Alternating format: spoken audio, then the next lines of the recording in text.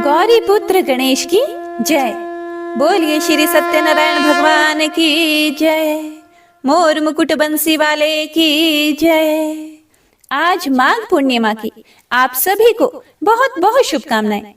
पुराणों में ऐसा बताया गया है कि जिस स्थान पर श्री सत्यनारायण भगवान की पूजा होती है, कथा सुनी या सुनाई जाती है, वहां गौरी, गणेश, नवग्रह और समस्त दिक्पाल आ जाते हैं। इस कथा के प्रभाव से खुशहाल जीवन, दाम्पत्य सुख, मन चाहे वर वधु, संतान, स्वास्थ्य जैसी समस्त मनोकामनाओं की पूर्ति होती है। अगर पैसों से जुड़ी कोई समस्या है तो यह कथा किसी संजीवनी से कम नहीं है। तो जब भी मौका मिले भगवान की कथा सुने और सुनाएं। तो इस कथा को पूरा अवश्य सुनिएगा। तो आइए भगवान श्री लक्ष्मी नारायण जी के चरणों का ध्यान करते हुए आज पूर्णिमा के दिन बड़ी ही श्रद्धा और प्रसन्नचित मन से श्री सत्यनारायण भगवान की कथा को सुनते हैं। श्री सत्यनारायण व्रत कथा का पहला अध्याय। एक समय की बात है, नैमिषारण्य तीर्थ में शौनक आदि 88,000 ऋषियों ने श्री सूत जी महाराज से पूछा कि हे प्रभु, इस कलयुग में वेद विद्या रहित मनुष्यों को प्रभु भक्ति किस प्रकार मिल सकती है तथा उनका उद्धार कैसे होगा? हे मुनि श्रेष्ठ, कोई ऐसा तप बताइए जिससे थोड़े समय में ही पुण्य मिले और मन वांछित फल भी मिल जाए। इस प्रकार की कथा सुनने की हम लोगों की बड़ी इच्छा है। सभी शास्त्रों के ज्ञाता श्री सूत जी महाराज बोले, हे वैष्णवों में पूज्य, आप सभी ने प्राणियों के हित की बात पूछी है, इसीलिए मैं एक ऐसे श्रेष्ठ और व्रत के बारे में आप लोगों को जरूर बताऊंगा, जिसके बारे में नारद जी ने लक्ष्मी नारायण जी से पूछा था और लक्ष्मीपति श्री हरि ने नारद जी से कहा था। अब आप भी इसे ध्यान पूर्वक सुनिए। एक समय की बात है, नारद जी दूसरों के हित की इच्छा के लिए अनेकों लोकों में घूमते हुए मृत्यु लोक में जा पहुंचे। यहाँ उन्होंने अनेक योनियों में जन्मे सभी मनुष्यों को अपने कर्मों के अनुसार पीड़ा झेलते हुए देखा। उनका दुख देखकर नारद जी सोचने लगे कि ऐसा क्या किया जाए जिससे निश्चित रूप से मानव के दुखों का अंत हो जाए। इसी विचार पर मनन करते हुए वह विष्णु लोक में गए और वहां पर नारायण जी की स्तुति करने लगे और बोले, हे भगवान, आप अत्यंत शक्ति से संपन्न हैं, निर्गुण स्वरूप, सृष्टि के कारण, भक्तों के दुख को दूर करने वाले हैं। आपको मेरा प्रणाम है। नारद जी की स्तुति सुनकर विष्णु भगवान बोले, हे मुनि श्रेष्ठ, आपके मन में क्या बात है, उसे आप निसंकोच कहें। इस पर नारद मुनि बोले कि मृत्यु लोक में अनेक योनियों में जन्मे मनुष्य अपने कर्मों के द्वारा अनेकों दुख से दुखी हो रहे हैं। हे मेरे प्रभु, आप तो यह बताइए कि वह मनुष्य थोड़े समय में ही, थोड़े प्रयास करके ही अपने दुखों से कैसे छुटकारा पा सकते हैं? तब भगवान श्री हरि विष्णु बोले, हे देव ऋषि नारद, मनुष्यों की भलाई के लिए आपने बहुत ही उत्तम प्रश्न पूछा है। स्वर्ग लोक और मृत्यु लोक दोनों में ही एक दुर्लभ उत्तम व्रत है जो पुण्य देने वाला है। आज मैं प्रेम वश होकर तुमसे कहता हूँ, श्री सत्यनारायण भगवान का व्रत अच्छी तरह विधान पूर्वक करके मनुष्य तुरंत ही यहाँ सुख भोग कर मरने पर मोक्ष पाता है। हे प्रिय भक्तों, श्री सूत जी बोले कि हे ऋषियों, श्री हरि के वचन सुनकर नारद जी बोले कि उस व्रत का फल क्या है प्रभु, और उसका विधान क्या है? यह व्रत किसने किया था और इस व्रत को किस दिन करना चाहिए? आप सब कुछ हमें विस्तार पूर्वक बताएं। हे प्रिय भक्तों, नारद जी की बात सुनकर फिर श्री हरि विष्णु बोले कि हे नारद, दुख व शोक को दूर करने वाला, यह सभी स्थानों पर विजय दिलाने वाला है।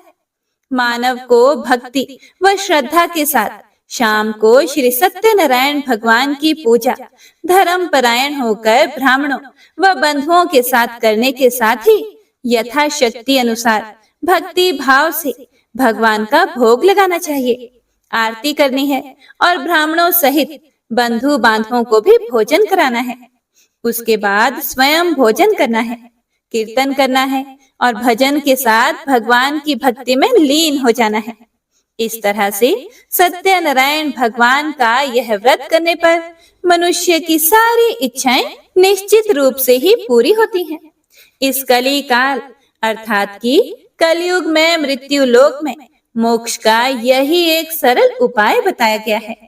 हे प्रिय भक्तों, सत्यनारायण व्रत कथा का प्रथम अध्याय संपूर्ण। श्रीमन नारायण नारायण हरि हरि, भजमन नारायण नारायण हरि हरि। श्री कृष्ण गोविंद हरे मुरारी, हे नाथ नारायण वासुदेवा। तो प्रेम से बोलिए श्री सत्यनारायण भगवान की जय। हे प्रिय भक्तों, तो आइए अब सुनते हैं श्री सत्यनारायण भगवान की व्रत कथा का दूसरा अध्याय। श्री सूत जी महाराज बोले, हे ऋषियों, जिसने पहले समय में इस व्रत को किया था उसका इतिहास कहता हूँ, ध्यान से सुनो। सुंदर काशीपुरी नगरी में एक अत्यंत निर्धन ब्राह्मण रहता था। भूख प्यास से परेशान वह धरती पर घूमता रहता था। ब्राह्मणों से प्रेम करने वाले भगवान श्री हरि विष्णु ने एक दिन ब्राह्मण का वेश धारण करके उसके पास जाकर पूछा कि हे विप्र, नित्य दुखी होकर तुम धरती पर क्यों घूमते हो? फिर दीन ब्राह्मण बोला, मैं निर्धन ब्राह्मण हूँ, भिक्षा के लिए धरती पर घूमता हूँ। यदि आप इसका कोई उपाय जानते हो तो बताइए। वृद्ध ब्राह्मण रूपी भगवान ने कहा कि सत्यनारायण भगवान मनोवांछित फल देने वाले हैं। इसे करने से मनुष्य सभी दुखों से मुक्त हो जाता है। वृद्ध ब्राह्मण बनकर आए हुए सत्यनारायण भगवान उस निर्धन ब्राह्मण को व्रत का सारा विधान बताकर अंतर ध्यान हो गए। अगले दिन सुबह उठने के साथ ही उस बूढ़े ब्राह्मण ने मन ही मन में संकल्प लिया कि सत्यनारायण का व्रत करूंगा, और फिर अपने नित्य कर्मों से फ्री होकर वह भिक्षा के लिए चल पड़ा।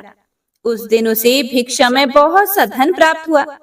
उसी धन से उसने परिवार के साथ मिलकर भगवान श्री सत्यनारायण की पूजा की और व्रत रखा।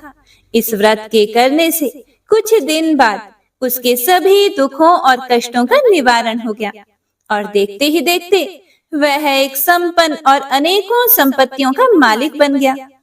हे प्रिय भक्तों, अब हर महीने की पूर्णिमा के दिन वे ब्राह्मण श्री सत्यनारायण भगवान की पूजा और व्रत करने लगा। इस प्रकार सत्यनारायण भगवान के इस व्रत को करके वह श्रेष्ठ ब्राह्मण सभी पापों और गरीबी से मुक्त हो गया और उसने एक दुर्लभ मोक्ष पद को प्राप्त किया। इस तरह से सत्यनारायण भगवान के व्रत को जो भी मनुष्य करेगा वह सभी प्रकार के पापों से छूटकर मोक्ष को प्राप्त होगा, और जो मनुष्य इस व्रत को करेगा वह भी सभी दुखों से मुक्त हो जाएगा। श्री सूत जी महाराज ऋषियों से बोले कि हे मुनियों, इस तरह से देव ऋषि नारद जी से नारायण जी का कहा हुआ श्री सत्यनारायण व्रत को मैंने तुमसे कहा। हे मुनियों, मैं अब और क्या कहूँ? इतनी कथा सुनने के बाद 88,000 ऋषि मुनि श्री सूत जी महाराज से बोले, हे मुनिवर, संसार में उस विप्र से सुनकर और किस किस ने इस व्रत को किया, हम सब इस बात को भी सुनना चाहते हैं।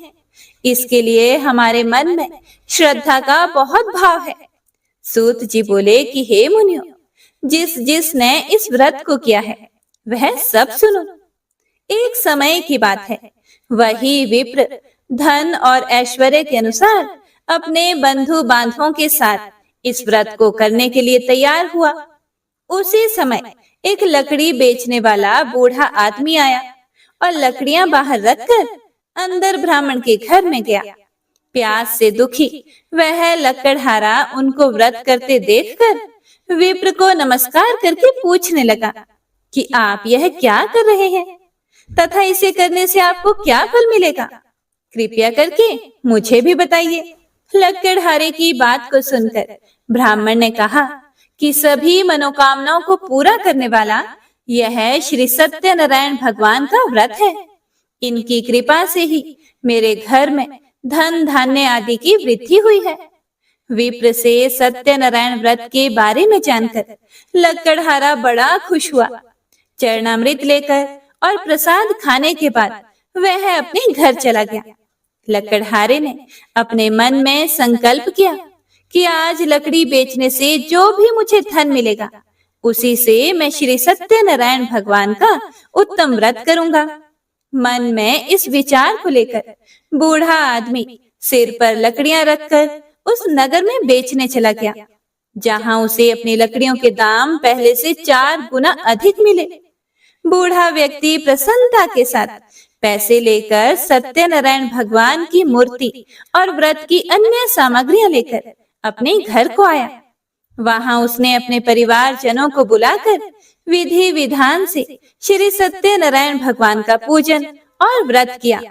इस व्रत के प्रभाव से वह बूढ़ा लक्कड़हारा धन पुत्र आदि से युक्त होकर संसार के समस्त सुख भोग कर अंत में वैकुंठ धाम चला गया। हे प्रिय भक्तों, श्री सत्यनारायण व्रत कथा का 2 अध्याय संपूर्ण। श्रीमन नारायण नारायण हरि हरि, भज मन नारायण नारायण हरि हरि। श्री कृष्ण गोविंद हरे मुरारी, हे नाथ नारायण वासुदेवा। तो सभी प्रेम से बोलिए श्री सत्यनारायण भगवान की जय। तो आइए अब सुनते हैं श्री सत्यनारायण भगवान की व्रत कथा का 3 अध्याय। श्री सूत जी महाराज बोले, हे श्रेष्ठ मुनियों, अब आगे की कथा कहता हूँ, ध्यान से सुनो। पहले समय में उल्का मुख नाम का एक बुद्धिमान राजा था। वह सत्यवक्ता और जितेंद्रिय था। प्रतिदिन वह देव स्थानों पर जाता था और निर्धन व्यक्तियों को धन देकर उनके कष्ट दूर करता था। उसकी पत्नी कमल के समान मुख वाली तथा सती साध्वी थी। भद्रशिला नदी के तट पर उन दोनों ने श्री सत्यनारायण भगवान का व्रत किया। उसी समय साधु नाम का एक वैश्य आया। उसके पास व्यापार करने के लिए बहुत सा धन भी था। राजा को व्रत करते देखकर वह विनय के साथ पूछने लगा कि हे राजन, भक्ति भाव से पूर्ण होकर आप यह क्या कर रहे हैं? मैं सुनने की इच्छा रखता हूँ, कृपा करके मुझे भी बताइए। राजा बोला, मैं अपने बंधु बांधवों के साथ पुत्र आदि की प्राप्ति के लिए श्री सत्यनारायण भगवान का व्रत और पूजन कर रहा हूँ। राजा के वचन सुनकर साधु आदर से बोला, हे राजन, मुझे इस व्रत का सारा विधान कहिए। मैं भी इस व्रत को करूंगा। मेरी भी संतान नहीं है और इस व्रत को करने से निश्चित रूप से मुझे संतान की प्राप्ति होगी। राजा से व्रत का सारा विधान सुनकर व्यापार से निवृत्त होकर वह अपने घर को गया और घर पहुंचकर साधु ने वह सारी बात अपनी पत्नी को बता दी। पत्नी को संतान देने वाले इस व्रत का वर्णन कह सुनाया और कहा कि जब मेरी संतान होगी तब मैं भी इस व्रत को करूंगा। साधु ने इस तरह के वचन अपनी पत्नी लीलावती से कहे। एक दिन लीलावती पति के साथ आनंदित होकर सांसारिक धर्म में प्रवृत्त होकर सत्यनारायण भगवान की कृपा से गर्भवती हो गई। 10वें महीने उसके गर्भ से एक सुंदर कन्या ने जन्म लिया। माता पिता ने अपनी कन्या का नाम कलावती रखा। एक दिन कलावती की माँ लीलावती ने अपने पति को याद दिलाया कि आपने श्री सत्यनारायण भगवान के जिस व्रत को करने का संकल्प किया था उसे करने का समय आ गया है। अब इस व्रत को कीजिए। फिर साधु बोला कि हे प्रिय, इस व्रत को मैं उसके विवाह पर करूंगा। इस प्रकार अपनी पत्नी को आश्वासन देकर वह नगर को चला गया। इधर कन्या कलावती पिता के घर में जल्दी जल्दी बढ़ने लगी। उसके बाद धर्मज्ञ साधु ने नगर में सखियों के साथ क्रीड़ा करती हुई अपनी कन्या को विवाह योग्य देखकर आपस में मंत्रणा करके अपने दूत से बोले, कन्या विवाह के लिए श्रेष्ठ वर की खोज करो। दूत से ऐसा कहकर शीघ्र ही उसे भेज दिया। उसकी आज्ञा पाकर वह दूत कांचन नामक नगर में गया। वहां से एक वणिक का पुत्र लेकर आया। उस साधु ने उस वणिक के पुत्र को सुंदर और गुणों से संपन्न देखकर अपनी जाति के लोगों तथा बंधु बांधवों के साथ संतुष्ट चित होकर विधि विधान से वणिक पुत्र के हाथ में कन्या का दान कर दिया। लेकिन हे प्रिय भक्तों, दुर्भाग्य की बात यह है कि साधु ने अभी भी श्री सत्यनारायण भगवान का व्रत नहीं किया। इस पर तो श्री भगवान क्रोधित हो गए और श्राप दे दिया। अपने कार्य में कुशल साधु बनिया अपने दामाद को लेकर समुद्र के पास स्थित होकर रतनसारपुर नामक नगर में गया। वहां जाकर दामाद और ससुर दोनों मिलकर चंद्रकेतु राजा के नगर में व्यापार करने लगे। एक दिन भगवान सत्यनारायण की माया से एक चोर राजा का धन चुराकर भाग रहा था। उसने राजा के सिपाहियों को अपना पीछा करते हुए देख लिया और यह देखकर चोर ने चुराया हुआ धन वहां रख दिया जहां पर साधु अपने दामाद के साथ ठहरा हुआ था। राजा के सिपाहियों ने साधु वैश्य के पास राजा का धन पड़ा देखा तो वह ससुर और दामाद दोनों को बांधकर प्रसन्नता से राजा के पास दौड़ कर ले गए और कहा कि उन दोनों चोरों को हम पकड़ कर लाए हैं। हे राजन, आप आगे की कार्यवाही की आज्ञा दे दें। राजा की आज्ञा से उन दोनों को कठिन कारावास में डाल दिया गया और उनका सारा धन भी उनसे छीन लिया गया। श्री सत्यनारायण भगवान के श्राप से वणिक के घर में उसकी पत्नी भी बहुत दुखी हो गई और उनके घर में सारा का सारा जो धन था वह चोरों ने चुरा लिया।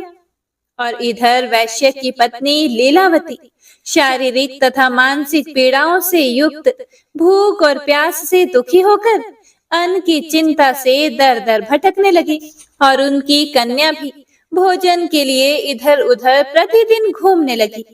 एक दिन भूख से पीड़ित कलावती एक घर में गई।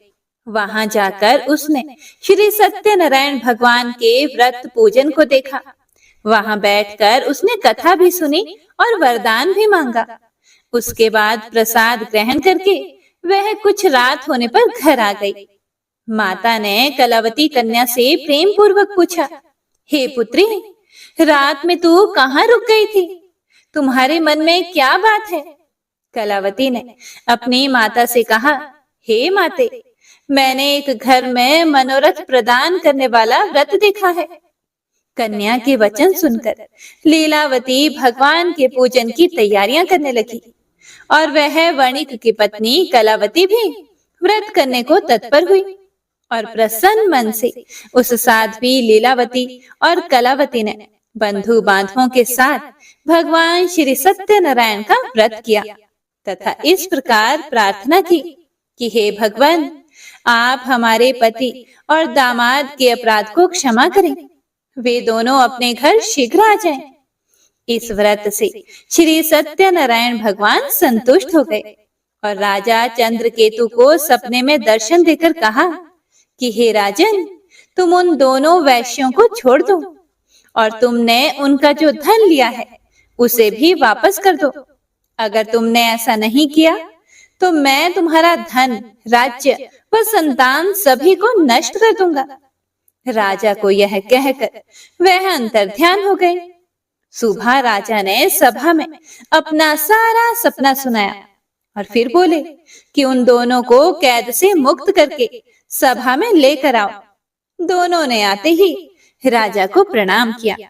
राजा बोला, हे महानुभावों, प्रारब्ध वश ऐसा कठिन दुख तुम्हें प्राप्त हुआ है, लेकिन अब तुम्हें कोई भी भय करने की जरूरत नहीं है। ऐसा कहकर राजा ने उन दोनों को नए वस्त्र आभूषण भी पहनाए और जितना धन उनका लिया था उससे दुगुना धन वापस कर दिया। दोनों वैश्य अपने घर को चल दिए।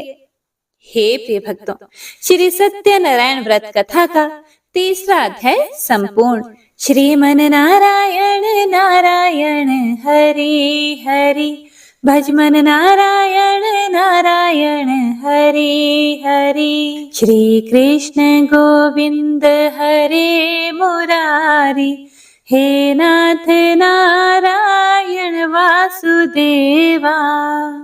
तो प्रेम से बोलिए श्री सत्यनारायण भगवान की जय। हे प्रिय भक्तों, श्री सत्यनारायण भगवान व्रत कथा का चौथा अध्याय शुरू होता है। श्री सूत जी महाराज ऋषियों से बोले कि वैश्य ने मंगलाचार करके अपनी यात्रा आरंभ कर दी और अपने नगर की ओर चल दिया। साधु के कुछ दूर जाने पर भगवान श्री सत्यनारायण की उसकी सत्यता की परीक्षा लेने की इच्छा हुई और एक दंडी वेशधारी बनकर आए और उनसे पूछा कि हे साधो, इस नाव में क्या है? यह सुनकर वैश्य हंसता हुआ बोला, हे दंडी, आप क्यों पूछते हो? क्या धन लेने की इच्छा है? मेरी नाव में तो बेल व पत्ते भरे हुए हैं। वैश्य के कठोर वचन सुनकर भगवान बोले कि तुम्हारा वचन सत्य हो। दंडी ऐसे वचन कहकर वहां से दूर चले गए और कुछ दूर जाकर समुद्र के किनारे बैठ गए। दंडी के जाने के बाद साधु वैश्य ने नित्य क्रिया के पश्चात नाव को ऊंची उठते हुए देखकर अचंभा माना और नाव में बेल पत्ते आदि देखकर वह मूर्छित होकर जमीन पर गिर पड़ा। वापस होश में आने पर वह अत्यंत शोक में डूब गया। तब उसका दामाद बोला कि आप शोक ना मनाएं, यह दंडी का शाप है, इसीलिए हमें उनकी शरण में जाना चाहिए, तभी हमारी मनोकामनाएं पूरी होंगी। दामाद की यह बात सुनकर वह दंडी के पास पहुंच गए और अत्यंत भक्ति भाव से नमस्कार करके बोले कि मैंने आपसे जो असत्य वचन कहे थे उनके लिए आप मुझे क्षमा कर दीजिए। ऐसा कहकर वे रोने लगे। तब दंडी भगवान बोले, हे वणिक पुत्र, मेरी आज्ञा से बार बार तुम्हें दुख प्राप्त हुआ है, तुम मेरी पूजा से विमुख हुए हो। यह सुनकर साधु बोला, हे भगवान, आपकी माया से तो ब्रह्मा आदि देवता भी आपके रूप को नहीं जानते। मैं तो एक अज्ञानी हूँ, मैं कैसे जान सकता हूँ? आप प्रसन्न होइए प्रभु, मैं अपनी सामर्थ्य के अनुसार आपकी पूजा करूंगा, मेरी रक्षा करो और पहले के समान नौका में धन भर दो। साधु वैश्य के भक्ति पूर्वक वचन सुनकर भगवान प्रसन्न हो गए और उसकी इच्छा अनुसार वरदान देकर अंतर ध्यान हो गए। अब ससुर दामाद दोनों जब नाव पर आए तो नाव धन से भरी हुई मिली। फिर वहीं अपने अन्य साथियों के साथ सत्यनारायण भगवान का पूजन करके फिर अपने नगर को चल दिए। जब नगर के नजदीक पहुंचे तो दूत को घर पर खबर करने के लिए भेज दिया गया। दूत साधु की पत्नी को प्रणाम करके कहता है कि मालिक अपने दामाद सहित नगर के निकट आ पहुंचे हैं। दूत की बात सुनकर साधु की पत्नी लीलावती बड़े हर्ष के साथ सत्यनारायण भगवान का पूजन करके अपनी पुत्री कलावती से कहने लगी कि हे पुत्री, मैं अपने पति के दर्शन को जाती हूँ, तुम कार्य पूर्ण करके शीघ्र ही आ जाना। माँ के ऐसे वचन सुनकर कलावती जल्दी में प्रसाद छोड़कर अपने पति के पास चली गई। प्रसाद की अवज्ञा के कारण श्री सत्यनारायण भगवान रुष्ट हो गए और नाव सहित उसके पति को पानी में डुबो दिया। कलावती अपने पति को वहां ना पाकर रोती हुई जमीन में गिर गई और नौका को डूबा हुआ देखकर और कन्या को रोता हुआ देखकर साधु भी बहुत दुखी होकर बोला कि हे प्रभु, मुझसे तथा मेरे परिवार से जो भी भूल हुई है उसे आप क्षमा करें। साधु के दीन वचन सुनकर श्री सत्यनारायण भगवान प्रसन्न हो गए और आकाशवाणी हुई कि हे साधु, तेरी कन्या मेरे प्रसाद को छोड़कर आई है, इसीलिए उसका पति अदृश्य हो गया है। यदि वह घर जाकर प्रसाद खाकर लौटती है तो इसे इसका पति अवश्य मिलेगा। ऐसी आकाशवाणी सुनकर कलावती ने वैसा ही किया। जैसा आकाशवाणी के दौरान भगवान ने कहा। और फिर प्रसाद ग्रहण करने के बाद जब वह वापस आई तो अपने पति के दर्शन करके बहुत ही प्रसन्न हुई। उसके बाद साधु अपने बंधु बांधवों सहित श्री सत्यनारायण भगवान का विधि विधान से पूजन करता है। इस लोक का सुख भोग कर वह अंत में स्वर्ग लोक में जाता है। हे प्रिय भक्तों, तो इस प्रकार श्री सत्यनारायण व्रत कथा का चौथा अध्याय संपूर्ण होता है। श्रीमन नारायण नारायण हरि हरि, भजमन नारायण नारायण हरि हरि। श्री कृष्ण गोविंद हरे मुरारी, हे नाथ नारायण वासुदेवा। प्रेम से बोलिए श्री सत्यनारायण भगवान की जय। हे प्रिय भक्तों, श्री सत्यनारायण भगवान व्रत कथा का 5वां अध्याय शुरू होता है। श्री सूत जी महाराज बोले, हे ऋषियों, मैं और भी एक कथा सुनाता हूँ, उसे भी ध्यान पूर्वक सुनो। प्रजापालन में लीन तुंगध्वज नामक एक राजा था। उसने भी भगवान का प्रसाद त्याग कर बहुत ही दुख सहन किया था। एक बार जंगल में जाकर वन्य पशुओं को मारकर वह बड़ के पेड़ के नीचे आया। वहां उसने ग्वालों को भक्ति भाव से अपने बंधुओं सहित सत्यनारायण भगवान का पूजन करते देखा। अभिमानवश राजा उन्हें देखकर भी पूजा स्थान में नहीं गया और ना ही उसने भगवान को प्रणाम किया। ग्वालों ने राजा को प्रसाद दिया, लेकिन उसने ये प्रसाद भी नहीं खाया और प्रसाद को वहीं छोड़कर वह अपने नगर को चला गया। हे प्रिय भक्तों, जब वह नगर में पहुंचा तो वहां सब कुछ तहस नहस हुआ पड़ा था। तो वह शीघ्र ही समझ गया कि यह सब भगवान के अनादर का ही परिणाम है। वह दोबारा ग्वालों के पास पहुंचा और विधि पूर्वक पूजा करके प्रसाद खाया। तो श्री सत्यनारायण भगवान की कृपा से सब कुछ पहले जैसा हो गया। दीर्घ काल तक सुख भोगने के बाद मरने के बाद उसे स्वर्ग लोक की प्राप्ति हुई। श्री सूत जी महाराज कहते हैं कि जो भी मनुष्य इस परम दुर्लभ श्री सत्यनारायण के व्रत को करता है और पुण्यमयी तथा फल प्रदायिनी भगवान की कथा को भक्ति युक्त होकर सुनता है, उसे भगवान श्री सत्यनारायण की कृपा से धन धान्य आदि की प्राप्ति होती है। दरिद्र धनवान हो जाता है, संतानहीन मनुष्य को संतान सुख मिलता है और बंधन में पड़ा हुआ बंधन से मुक्त हो जाता है। डरा हुआ व्यक्ति भय मुक्त हो जाता है। यह सत्य बात है, इसमें कोई भी संशय नहीं है। इस लोक में वह सभी इच्छित फलों का भोग प्राप्त करके अंत में सत्यपुर वैकुंठ लोक को जाता है। श्री सूत जी महाराज बोले कि इस प्रकार मैंने आप लोगों से भगवान श्री सत्यनारायण के व्रत को कहा, जिसे करके मनुष्य सभी दुखों से मुक्त हो जाता है।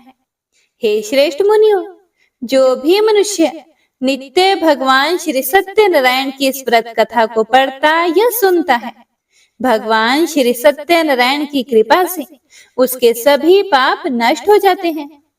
हे मुनीश्वरों, पूर्व काल में जिन लोगों ने भगवान श्री सत्यनारायण का व्रत किया था, उनके अगले जन्म का वृतांत कहता हूँ, आप लोग ध्यान से सुने। वृद्ध शतानंद ब्राह्मण ने सुदामा का जन्म लेकर मोक्ष की प्राप्ति की। लकड़हारे ने अगले जन्म में निषाद बनकर मोक्ष प्राप्त किया।